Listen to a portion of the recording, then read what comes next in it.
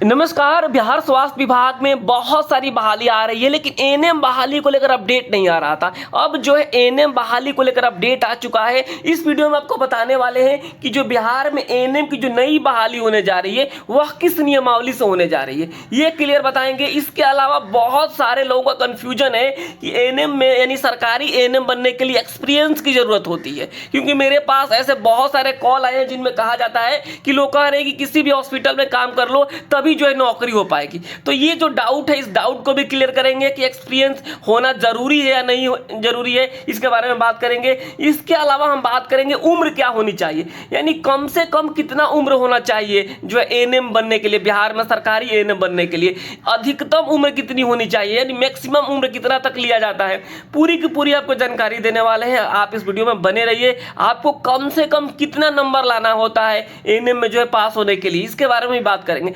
Complete जानकारी देने वाले हैं। बिहार स्वास्थ्य विभाग में सरकारी एएनएम बनने के लिए आपको क्या क्या करना पड़ेगा, कौन कौन से डॉक्यूमेंट्स बनवा के रखना पड़ेगा, कब से फॉर्म ऑनलाइन शुरू हो सकता है, कितनी सीटें हैं, ए टू जेड कंप्लीट जानकारी देंगे। तो आप इस वीडियो को पूरा जरूर देखिएगा, यहाँ पे आपको सारे डाउट्स क्लियर हो जाएंगे। तो आइए इस वीडियो को स्टार्ट करते हैं, लेकिन उसके पहले आपसे एक छोटा सा रिक्वेस्ट करेंगे, अगर आपने अभी तक इस चैनल को सब्सक्राइब नहीं किया है तो जरूर कर लीजिए। इससे अच्छा, इससे सटीक जानकारी आपको बहुत ही कम जगह देखने को मिलेगी। तो इस वीडियो को स्टार्ट करते हैं और सबसे पहले बात करते हैं जो सबसे ज्यादा सवाल पूछा जाता है। उसके पहले थोड़ा सा आप देख लीजिएगा, ये सारे जो पेपर के जो कटिंग है आपने देख लिया होगा, जिसमें एक बात कही गई है, इस बात को आप थोड़ा सा ध्यान दीजिएगा, जिसमें कहा गया है कि तमाम पदों पर तो बहाली हो ही रही है, हम आपका ज्यादा समय नहीं लेंगे, जो जरूरी की चीज होगी आपको वही बताएंगे। यहां पर देखिए क्या कहा गया है।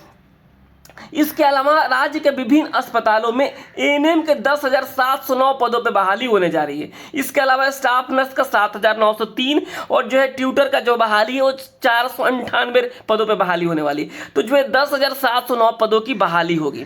ठीक है, एक सवाल यहाँ पे और आता है निकल कर कि जो पुराना चल रहा है उसका क्या होगा। तो उसको लेकर मैंने एक प्रॉपर वीडियो बना दिया है, थोड़ी देर में आपको चैनल पर भी देखने को मिल जाएगा। पुरानी भर्ती के बारे में कंप्लीट जानकारी उसमें दिया हूँ। यहाँ पे हम बात करेंगे नई बहाली को लेकर के, जिसमें 10,709 पदों पे जो है आपको नई बहाली होने जा रही है। तो सबसे पहला एक यही सवाल निकल कर आता है कि आखिर उम्र क्या होनी चाहिए। तो ये चीज आप समझ लीजिए। सबसे पहले देखिए, आप किसी भी कैटेगरी से आते हैं, किसी भी कैटेगरी से आते हैं, चाहे आप ईडब्ल्यूएस हैं, चाहे आप यूआर हैं, चाहे आप ओबीसी हैं, चाहे आप एससी हैं, चाहे एसटी हैं, या फिर आप कोई भी कैंडिडेट हैं, आपको कम से कम जो है यानी 21 साल होना चाहिए, कम से कम। यानी अगर आप 20 साल के हैं तो फॉर्म नहीं भर सकते हैं, ये चीज़ समझ लीजिए। अगर आप 21 साल के हैं तो क्या कर सकते हैं, फॉर्म को भर सकते हैं। ये जो है सरकार का नियम है एएनएम भर्ती में। तो आप यहाँ पे समझ लीजिए कि न्यूनतम जो कितना होना चाहिए, 21 वर्ष होना चाहिए। इसके अलावा अधिकतम की बात हो रही है कि आखिर अधिकतम कितना होना चाहिए। देखिए, अधिकतम जो बात की गई है अनारक्षित वर्ग, यानी अगर यूआर कैटेगरी के आप फीमेल कैंडिडेट हैं तो यानी सारे के सारे लोग यहाँ फीमेल ही होते हैं मैक्सिमम, तो जो क्या हो जाएगा यहाँ पे 40 साल होना चाहिए। ठीक है, 40 साल होना चाहिए। अगर आप पिछड़ा वर्ग, अत्यंत पिछड़ा वर्ग की महिला है तो कितना होना चाहिए, 40 साल होना चाहिए इनका भी। अगर आप अनुसूचित जाति, अनुसूचित जनजाति के महिला है तो कितना होना चाहिए, 42 साल होना चाहिए। यानी यहाँ पे आप देख लीजिएगा मैक्सिमम एज ये होने वाला है। तो ये सारी चीज़ें हैं। इसके अलावा अगर आप बिहार सरकार में ऑलरेडी से वर्किंग में हैं तो आपको जो है छूट मिलेगा, आपको जो है छूट मिलेगा। अगर आप जो है निःशक्त हैं तो आपको 10 सालों का छूट मिलेगा। उम्र बहुत अच्छी खासी दी गई है। हालांकि मिनिमम उम्र को लेकर बहुत सारे लोग चिंतित हो सकते हैं कि हमारा अभी 21 साल नहीं हुआ है तो हम कैसे फॉर्म को भरेंगे। अगर देखिए फॉर्म अगर बहुत जल्दी निकल जाता है तो हो सकता है इस साल के अगस्त वाला जो है डेट दे दिया जाए। अगर आप अगस्त 2025 में भी 21 साल के हो पाएंगे तो संभवतः आप फॉर्म भर पाएंगे। तो ये जो सारी चीज़ें हैं आप समझ लीजिए उम्र को लेकर के। चलिए हम आगे बढ़ते हैं और बताते हैं आपको एक और चीज़ जो कंफ्यूजन है लोगों के मन में कि क्या जो है एक्सपीरियंस की ज़रूरत है। तो मैं आपको बता दूं, कोई भी एक्सपीरियंस की ज़रूरत नहीं है। ठीक है, और एक्सपीरियंस उन्हीं का काउंट होगा जो बिहार सरकार के अंतर्गत बिहार सरकार के अंतर्गत संविदा पे काम कर रहे हैं। ऐसा नहीं है कि आप किसी भी बड़े हॉस्पिटल में जो है जॉब कर रहे हैं, 2 साल से जॉब कर रहे हैं और 2 साल से जो एक्सपीरियंस सर्टिफिकेट बनवा के लाएंगे तो आपको यहाँ छूट मिलेगी। ऐसी कोई भी बात नहीं है, कोई छूट नहीं मिलेगा। छूट उन्हीं को मिलेगा जो बिहार सरकार के अंतर्गत जो बहाली होती है संविदा पे, उसमें वे जॉब कर रहे हैं, उनको छूट मिलेगी। यानी उनको 1 साल, अगर वे 1 साल से जॉब कर रहे होंगे तो उनको 5 अंक दिए जाएंगे मैक्सिमम।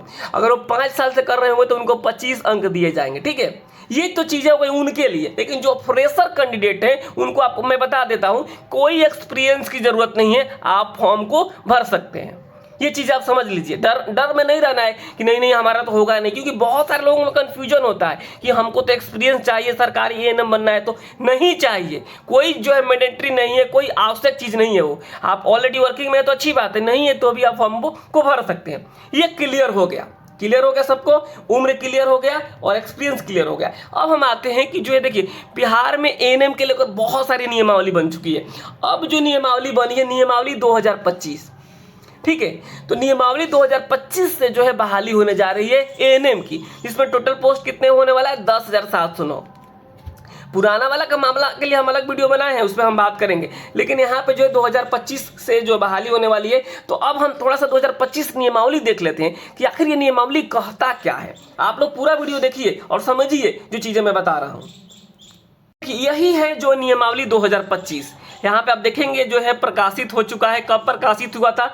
10 फरवरी 2025 को ये प्रकाशित हुआ है नियमावली 2025, जो कि एएनएम के लिए बनाया गया है। ठीक है, यहाँ यह नियमावली बिहार महिला स्वास्थ्य कार्यकर्ता ऑक्सिलरी नर्स मिडवाइफ यानी जो एएनएम संवर्ग नियमावली 2025 कही जा सकेगी। इसके पहले की जो पूर्व नियमावली को छोड़ते हुए नई नियमावली बिहार सरकार ने बना दिया है। इसमें जो बातें कही गई उसको आपको बताते हैं। देखिए, मैं जो चीज़ बता रहा था आपको कि यहाँ पे देखिए, इसमें यही बातें कही गई है कि जो है न्यूनतम 21 वर्ष होना जरूरी है। मैक्सिमम जो मैंने बताई वही चीज़ें हो गई। और विज्ञापन का जो है, अगर इस साल बहाली निकलता है तो इस साल याचना जाता है तो 1 अगस्त को जो है आपका एज काउंट किया जाएगा। ये चीजें क्लियर हो गई। अब आपको बता देते हैं जो आपका एग्जाम्स होने वाला है। यहाँ पे देखिए, जो एग्जाम्स होगा उसमें 100 क्वेश्चंस पूछे जाएंगे। कितने क्वेश्चन पूछे जाएंगे? 100 क्वेश्चन पूछे जाएंगे एएनएम एग्जाम्स में। ठीक है, 100 क्वेश्चंस पूछे जाएंगे, जिसकी तैयारी आप बहुत ही आसानी से कर सकते हैं। देखिए, अभी तो हमारे यहाँ कोई ऐसी बैचेज शुरू नहीं हुई एएनएम को लेकर के। जैसे बहाली आएगी तो हमारे यहाँ बैच शुरू होगा एएनएम को लेकर, जहाँ पे प्रॉपर तैयारी करवाई जाएगी। जैसे अभी ड्रेसर का तैयारी चल रहा है हमारे यहाँ, तो प्रॉपर तैयारी करवाई जाएगी। तो आप लोगों से एक रिक्वेस्ट रहेगा कि अगर आप जो है बिल्कुल फ्रेशर हैं, अगर आपको लगता है कि हमको तैयारी की जरूरत है, तो आप क्या कीजिएगा कि आप लोग प्ले स्टोर पर जाइएगा, प्ले स्टोर पर, और जा करके वहां एजुकेशनल एकेपी सर्च कर लीजिएगा। एजुकेशनल एकेपी, ठीक है, यहाँ पे करिएगा ना एजुकेशनल एकेपी, ऐसा लिख के सर्च कीजिएगा तो आपको एक एप्लीकेशन आएगा। उसको डाउनलोड करके मोबाइल नंबर डाल करके उसको जो है लॉगिन करके रख लीजिएगा। जैसे बहाली आएगा बैच चालू हो जाएगा और आपको बैच मिल जाएगा। बिल्कुल आसान लैंग्वेज में आपकी पूरी की पूरी तैयारी हो जाएगी। या फिर मैं जो इसका लिंक जो है आपको किस में दे दूंगा, इसका नीचे कमेंट बॉक्स में दे दूंगा, डिस्क्रिप्शन में दे दूंगा, या फिर आप दिए गए इस नंबर पे भी जो है क्या कर सकते हैं, लिंक ले सकते हैं 72,899,59,436 पे। ठीक है, तो ये चीजें हो गई। चलिए अब हम बताते हैं कि जो है आपके कितने क्वेश्चन पूछे जाएंगे। 100 क्वेश्चन पूछे जाएंगे। ठीक है, और जो है बाकी जो है 25 अंक उनको दिए जाएंगे जो पहले से काम कर रहे हैं। तो उसको लेकर आपको चिंता नहीं करना। अगर आप फ्रेशर कैंडिडेट हैं तो इनकी जो संख्या होती है बहुत कम होती है। तो ये जो सारी चीजें नियम कानून इसमें लगाया जाएगा। और एक बात और इसमें कही गई है, उस चीज को आप देखेंगे। देखिए, आपको ना बिहार में जो है रजिस्ट्रेशन होना जरूरी है।